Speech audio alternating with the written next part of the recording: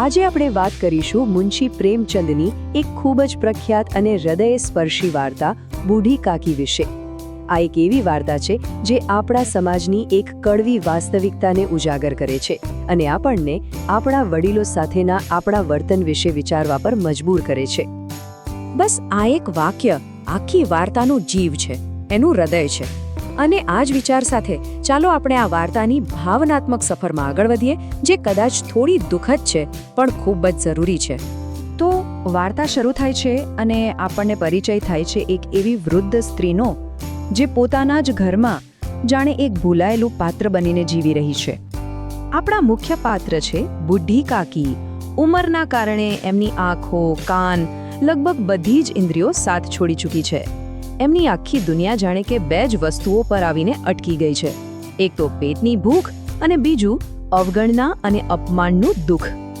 અને વાર્તાનો સૌથી દુઃખદ ભાગ અહીંથી જ શરૂ થાય છે. જુઓ, કાકીએ એમની બધી જ મિલકત, બધું જ એમના ભત્રીજા બુદ્ધિરામના નામે કરી દીધું હતું. અને બદલામાં શું માંગ્યું હતું? બસ એટલું જ કે ઘડપણમાં કોઈ એમનો સહારો બને, એમની સંભાળ રાખે. પણ આ એક એવું વચન હતું જે ક્યારેય પૂરું જ ન થયું.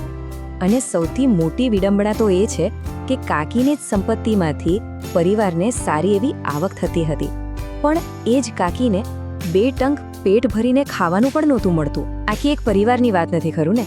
આ તો સમાજનું એક કડવું સત્ય છે, જ્યાં વડીલો પાસે બધું જ હોવા છતાં તેઓ એકલા પડી જાય છે. તો ચાલો હવે કાકીના રોજિંદા જીવન પર એક નજર નાખીએ. એક એવી દુનિયા જ્યાં એક તરફ ઘોર નિરાશા અને ક્રૂરતા હતી, તો બીજી તરફ આશાનું એક ટમટમતું કિરણ પણ હતું. અહીંયા 2 ચિત્રો એક સાથે જોવા મળે છે જે એકબીજાથી બિલકુલ વિપરીત છે. એક તરફ ઘરના બીજા લોકો, બાળકો, જે કાકીને ચીડવે છે, હેરાન કરે છે. કાકી રડે, ચીસો પાડે, પણ કોઈને કંઈ ફરક નથી પડતો. તેમને એક બોજની જેમ ગણવામાં આવે છે. અને પછી બીજી તરફ છે લાડલી, એક નાનકડી બાળકી જે કાકીને સાચો પ્રેમ કરે છે, પોતાના ભાગમાંથી પણ કાકીને ખવડાવે છે, એની સાથે બેસે છે. જરા વિચારો, આખા ઘરમાં જ્યાં મોટા મોટા સમજદાર લોકો રહે છે, ત્યાં ફક્ત આ નાની બાળકીના દિલમાં જ કાકી માટે પ્રેમ હતો. એ જ એમનો એકમાત્ર સહારો હતી, એમની એકમાત્ર આશા.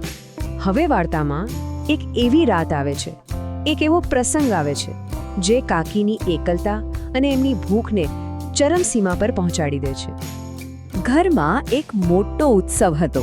બુદ્ધિરામના મોટા દીકરા સુખરામની તિલકની વિધિ હતી. આખું ઘર મહેમાનોથી ભરેલું હતું.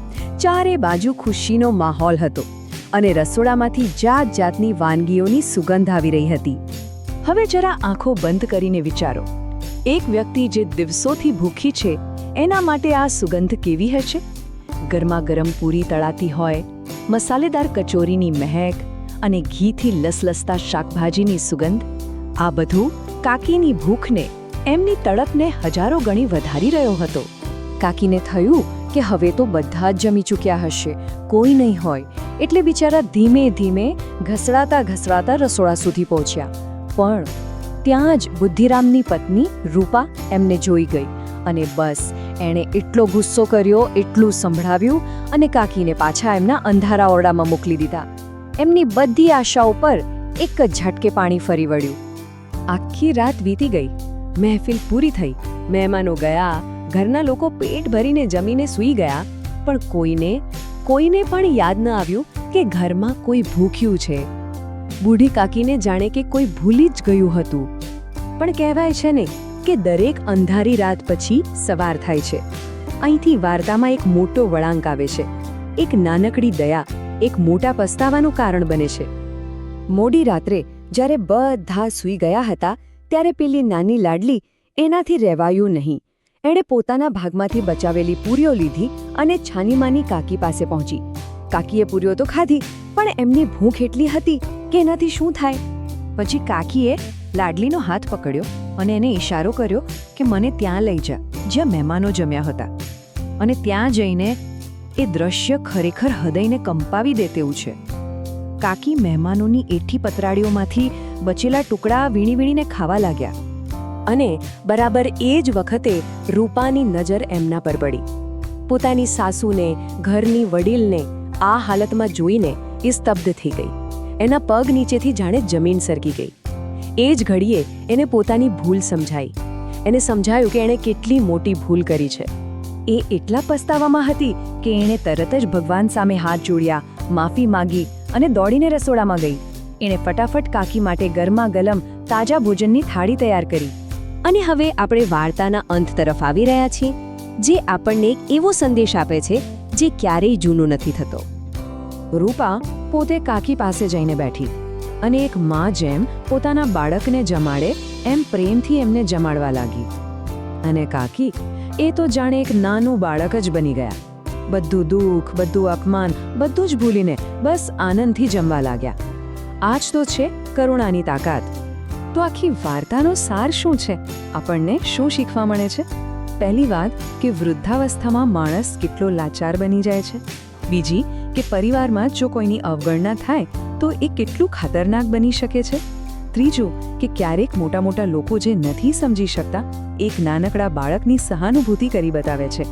અને હા, ભૂલ ગમે તેટલી મોટી હોય, પછતાવો અને પ્રાયશ્ચિત હંમેશા શક્ય છે. પણ સૌથી અગત્યનો સંદેશ એ છે કે દરેક વ્યક્તિને ગૌરવથી જીવવાનો હક છે. આખી વાર્તા પૂરી થયા પછી આપણા મનમાં એક જ સવાલ રહી જાય છે, એક ખૂબ જ ગંભીર સવાલ જે આપણે બધાએ આપણી જાતને પૂછવાનો છે. આપણે આપણા વડીલો સાથે કેવો વ્યવહાર કરીએ છીએ?